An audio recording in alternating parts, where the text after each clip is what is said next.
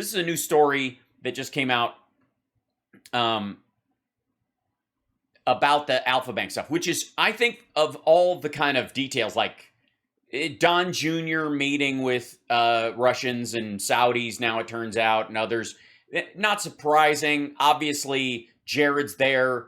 Trump wouldn't be present, but they just basically have him on speakerphone, so everybody has plausible deniability. They know they're never going to, even if they get the phone records, it's not going to show that he was on the whole time or whatever. Like, it's super easy. It's just like wet net spy BS. It's super easy.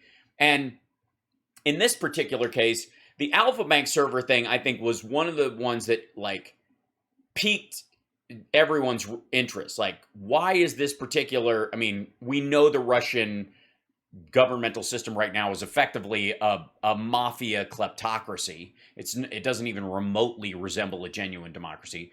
And by the way, we'll talk about China at some point as well. And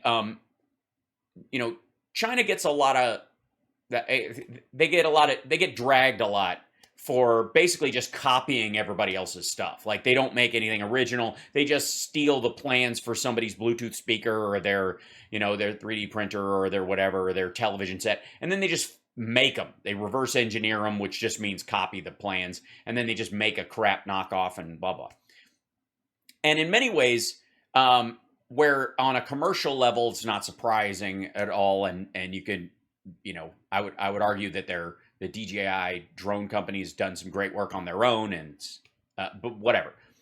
On a governmental level, they have absolutely cribbed everything that they're doing from pre-1993 USSR. Like, they're just following this kind of playbook piece by piece. And especially when it comes to, like, soft power and spyware and influence campaigns and honeypots and blah, blah, blah. And so it's not surprising that when this news came up about, Trump's bank, the Alpha Bank server and Trump's campaign kind of having these weird connections, that it kind of reminded everybody of the little weird slush fund bank account in China that Trump had, that magically, after he killed the Trans-Pacific Partnership, had $17 million in it, and 15 million of it was taken out in cash the next day, which is probably the most astute, smart decision Trump has ever made as a businessman, because if you don't take it out immediately, it's gone forever. And Chinese bank. I'm just letting you know, just for the record. We'll talk about that more one day. But Trump's server mystery produces fresh conflict. Now, this came up partly because of the Durham report, which it isn't a report. It's an indictment against one person. But it's like 27 pages. And it's basically like his Bill Barr summary of the Mueller report. Just like bullshit. Look at this hand while the other hand's picking your pocket. And if you read it, it's less about Sussman, the guy who's under indictment, and more about, we already knew this would BS. It's absolutely not true. It's basically like Durham's trying to get the Trumpists off his back. And the Sussman, by the way, in my opinion, having looked at the Sussman indictment and looking at what kind of case they're making, there's no there.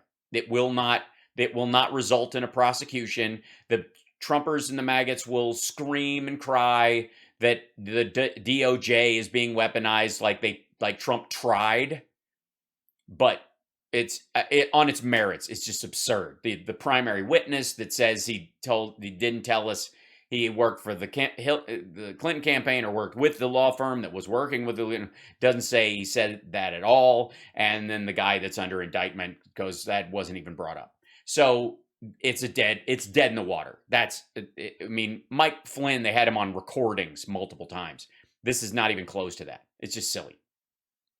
And because this was contemporaneous notes, I believe. They might have been taken just after the meeting, but either way, it wasn't corroborated by anybody else. It's not going to stand. It just won't. I mean, even if it was true, it's not going to work. It's dead. It's ridiculous. But it gives him an opportunity to kind of like get some of the pressure off of him, and then and then release this bigger indictment that just blurbs about a bunch of bullshit, including the Alpha Bank server connection to the Trump campaign, which is what Sussman was telling the FBI about when he supposedly didn't disclose who he worked for. Now, let's just say, I mean, Sussman has a zillion different defenses he could throw up. The main one is the truth, which is they didn't ask, I didn't say anything close to that. It wasn't a concern. It wasn't an understanding that these details were any less true because of who I worked for. I wasn't working on behalf of my employer. So effectively, this is much closer to a whistleblower moment where a guy working for the law firm that works for, that's doing business for the Hillary Clinton campaign at the time, sees some information and is like, this is fucking criminal, and decides to report it to the FBI. Because and he's not doing it on their behalf. It's just, this is a crime. So it's effectively a whistleblower at his own firm. Like, they were just going to sit on this because it's not going to help the campaign, and they're working, it's up to the campaign what they want to go after, what they don't. But I'm going to walk in there. I'm going to, you can't find me on YouTube. I believe I am on YouTube. I should be on YouTube. And are we not on YouTube today? Is something off? I believe we're here. Yes, we're here. The important thing that you need to know is that this was effectively a hidden issue. It was like it's kind of forgotten. It was like buried. It was one of my favorite kind of details. It's very spy crafty, kind of interesting. Is this the method that they used to have a back channel to Russia to get information, to receive it, that kind of stuff, right? So I was, I think many of us were fascinated by that particular thing, but it basically just evaporated, right? No one chased it down. The idea was that the illusion is that they didn't chase it down because there was no there. We now know that Mueller wasn't allowed to trace anything financial related. And in this, they didn't carry it forward from the FBI investigation for any number of reasons. But it wasn't because it was not a quality tip, right? Yeah, we're on YouTube. We're up and good. Thank you, guys. I just checked. So here we go. The charge was narrow, to say the very least. John H. Durham, the H is for Hairface, the special counsel appointed by the Trump administration to scour the Russian investigation, indicted a cybersecurity lawyer this month on a single count of lying to the FBI. But Mr. Durham used a 27-page indictment. Let's see. Can we open that up in the background? Okay. To lay out a far more expansive tale. It's a great way of describing it. One in which 4 computer scientists who were not charged in the case exploited their access to internet data to develop an explosive theory about cyber connections in 2016 between Donald Trump's company and a Kremlin-linked bank, a theory he insinuated they did not really believe. So that's the essence of the extra text in this indictment, right? It's like, this is a way to get stuff into the court record that pretends to sell something. Now, this is an opening argument, an indictment, obviously, but it's not, you're going to lean in with everything you possibly can throw in, I guess, but it's also to kind of pad this narrative that Trump's an innocent victim and all this kind of stuff. That's what, and Durham's basically, he's been getting death threats just like everybody else who doesn't do Trump's bidding by these lunatics, whether they, go through with them or not. But Mr. Durham's version of events set off reverberations beyond the courtroom. Trump supporters seized on the indictment, saying it shows that suspicions about possible covert communications between Russia's Alpha Bank and Mr. Trump's company were a deliberate hoax by supporters of Hillary Clinton and portraying it as evidence that the entire Russia investigation was unwarranted. Trump said so much at the Georgia rally. That's where this came from. Emails obtained by the New York Times and interviews with people familiar with the matter who spoke on the condition of anonymity to discuss issues being investigated by federal authorities provided a fuller and more complex account of how a group of cyber experts discovered the odd internet data and developed their hypothesis about what would explain it. At the same time, the defense lawyers for the scientists say it was Mr. Durham's indictment that is misleading. Their clients, they say, believed their hypothesis was a plausible explanation for the odd data they had uncovered, and still do. The Alpha Bank results have been validated and are reproducible. The findings of the researchers were true then and remain true today. Reports that these findings were innocuous or a hoax are simply wrong, said Jody Westby and Mark Rash, lawyers for David Dagan, a Georgia Institute of Technology data scientist and one of the researchers whom the indictment discussed but did not name. All the names have kind of come out since then. They all had, Operative One or whatever, those kind of names on it. Stephen A. Tyrell, of course, the Tyrell Corporation, more human than human is their motto. A lawyer for Rodney Jaffe, no relation to Al Jaffe from Mad Magazine, although I think we all wish we were. An internet entrepreneur and another of the 4 data experts said his client had a duty to share the information with the FBI and that the indictment gratuitously presents an incomplete and misleading picture of his role. So, classic Trump is what we're saying. Yes, they averted the government shutdown today. That vote went through. Someone was asking in the chat. Yes. Mr. Durham's indictment provided evidence that 2 participants in the matter, Mr. Jaffe and Michael Sussman, the cybersecurity lawyer accused of falsely saying he had no client when he brought the findings of the researchers to the FBI, interacted with the Clinton campaign as they worked to bring their suspicions to journalists and federal agents. A spokesman for Durham declined to comment, which is what you do with transparency, whatever. The special counsel's office issued a fresh grand jury subpoena to Mr. Sussman's former law firm, Perkins Coie, sometime after Sussman was indicted on September 16th in a development first reported on CNN and confirmed by a person familiar with the matter. It is unclear whether the subpoena pertained to Alpha Bank or whether Mr. Durham has finished his investigation into that case. Here you go. Mr. Durham also found that Mr. Jaffe had met with one of Mr. Sussman's law firm partners, Mark Elias, that's the other guy that Trump mentioned at the rally, who was then the Clinton campaign's general counsels, and researchers from Fusion GPS, an investigative firm Mr. Elias had commissioned to scrutinize Mr. Trump's purported ties to Russia. Fusion GPS drafted a paper on Alpha Bank's ties to the Kremlin that Mr. Sussman also provided to the FBI. And this is, of course, a picture of the data from the Alpha Bank server to the Trump campaign and back and forth, all the connections done in an image that Mike Lindell can understand. Because people can't expect to read direct data. So what they do is they take the data and they kind of reshape it into something you can look at and go, I see. Looks sketchy as fuck. In the heat of the presidential race, Democrats. Okay, this is you can read through the article if you want to. The FBI, which had already started its Trump-Russia investigation before it heard about the possible Trump-Alpha connections, quickly dismissed the suspicions, apparently concluding the interactions were probably caused by marketing emails sent by an outside firm using a domain registered to the Trump organization. Here's a problem.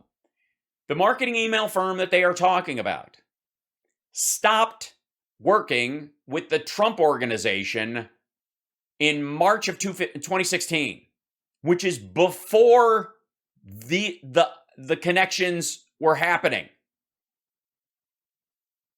There are no more marketing emails after March 2016 from that company. That's what this is. That's what the Trump organization used as an excuse.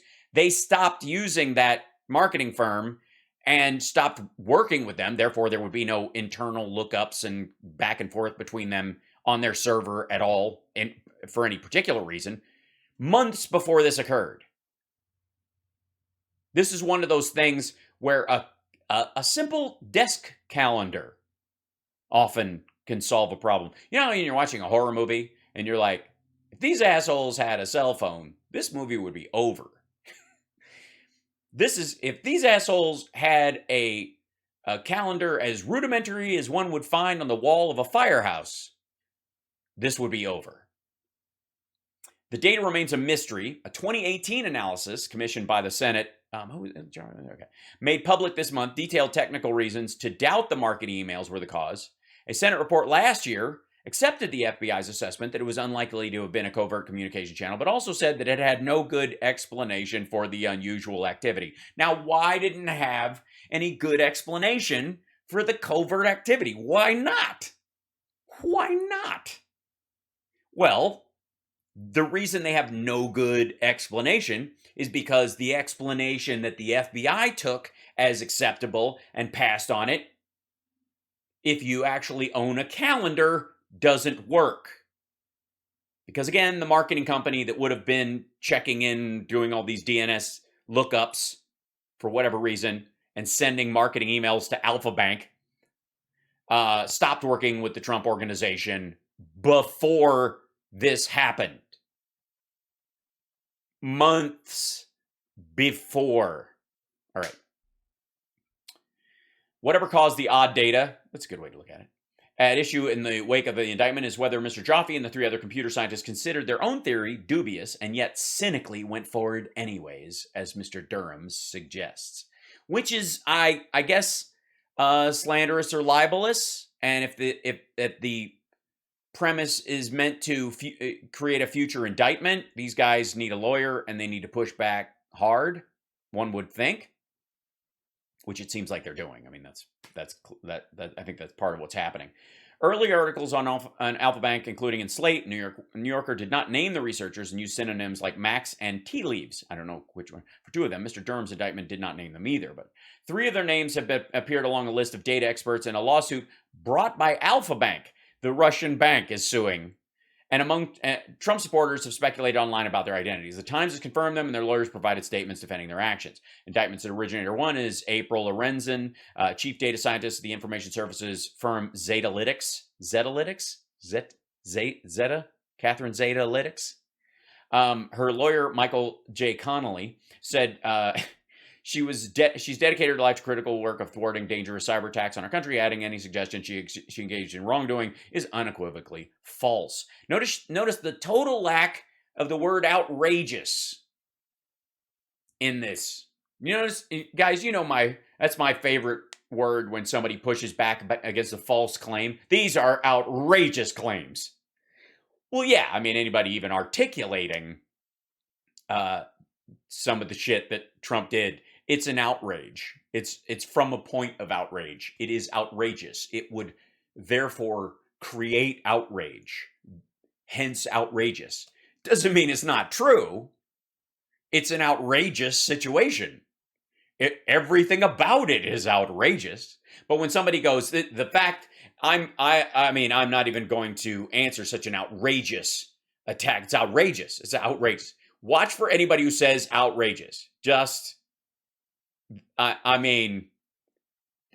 yes, the minute somebody defends themselves against in public, against an accusation, and they say it's outrageous, they're just guilty. Just know it. Just own it. Just go, all right, they're guilty. Yeah. Honest to God. That's game, set, match. They're guilty. He said outrageous. He did it. He did it. He did it and it's worse. Yeah, dogs know it. I know it. Your wife knows it. Dogs know it. Okay. In addition, this is the fun part. The Alpha Bank suspicions were only half of what the researchers sought to bring to the government's attention, according to several people familiar with the matter. Their other set of concerns centered on data suggesting that a Yoda phone, a Russian-made smartphone rarely seen in the United States, had been used from networks serving the White House, Trump Tower, and Spectrum Health, a Michigan hospital company whose server also interacted with the Trump server. Now, what family rhyming with DeNos might have possibly been related to said health company? Mr. Sussman relayed their Yoda phone findings to the counterintelligence officers at the CIA, officials at the CIA in February 2017. The people said it is not clear whether the government ever investigated them. The involvement in 2017. And the involvement of the researchers traces back to the spring of 2016. DARPA, the Pentagon's research funding agency, wanted to commission data scientists to develop the use of so-called DNS logs. Blah, blah, blah. It's fascinating. Mr. Lunzen eventually noticed an odd pattern. A server called mail1.trumpemail.com appeared to be communicating almost exclusively, like you do with marketing emails. I mean, why would you spam people with marketing emails when you can just hit your biggest buyer? You know, with servers at Alpha Bank and Spectrum Health. She shared her findings with Mr. Dagan, the People said, and they both discussed it with Mr. Jaffe. Half the time, I stop myself and wonder, am I really seeing evidence of espionage on behalf of a presidential candidate? Mr. Dagan wrote in an email to Mr. Jaffe after WikiLeaks made public stolen Democratic emails time to disrupt the party's convention. Mr. Trump urged Russia to hack Mrs. Clinton. I'm not going to read through the whole article. We could get well into that. And this is, by the way, the indictment. In or about October, approximately 1 week before the 2016 presidential election, the multiple media outlets reported the U.S. government authorities had received and were investigating allegations concerning a purported secret channel of communications between the Trump organization owned by Donald Trump and a particular Russian bank. Russian Bank 1. I don't know why he's not listing Alpha Bank like it's not known. We don't want to get them in trouble. Russia Bank 1. Let's see. Alphabetical order. What letter is first? According to these articles published by a major newspaper, U.S. newspaper, Newspaper One. Why don't you just say it? This isn't secret. This is really this is meant to seem serious. This is like baffle with bullshit languaging. Intelligence official possession information concerning what cyber experts said appeared to be a mysterious computer back channel between the Trump organization and Russian Bank 1. Alpha Bank. The article further reported the Federal Bureau of Investigation had spent weeks examining computer data showing an odd stream of activity to a Trump organization server, and the computer logs obtained by them showed two servers had sent more than 2,700 lookup messages to a Trump-connected server beginning in the spring. Tea leaves, blah, blah, blah. Michael Sussman is Sussman's lie was a material, and this is what he's going to do. During the meeting, Sussman lied about the capacity in which he was providing the allegations to the FBI. Specifically, Sussman stated falsely that he was not doing his work on the affirmation allegations for any client, which led the FBI general counsel to understand that Sussman was acting as a good citizen, merely passing along information, not as a paid advocate or political operative. Which, even if he's working for the Clinton campaign directly, this doesn't change that. He wasn't. That's not important. But honest to God, if he goes, yeah, no, we do work for them, but this is fucked up. You guys need to look at this. They didn't send me. They didn't ask me to. I didn't talk it over with them. This is an ongoing crime. It's happening right now. I walked this in here because as an officer of the court, I have a legal obligation. If I know of a crime, I got to report it. And here I am. Right? I mean, the judge thanks the jury for their time. Goodbye. Is it just me or does that name look amazeballs in all caps? Well, it does. Had the FBI uncovered the origins of the relevant data analysis as alleged below, it might have learned, among other things, that one, compiling and analyzing the Russian bank allegations, Tech Executive One had exploited his access to non-public data at multiple internet companies to conduct the opposition research concerning Trump. Okay, let's just say he broke in to find it. So did WikiLeaks, and yet they would still use information in it. He didn't, but let's just say that he did. This doesn't mean it's fake.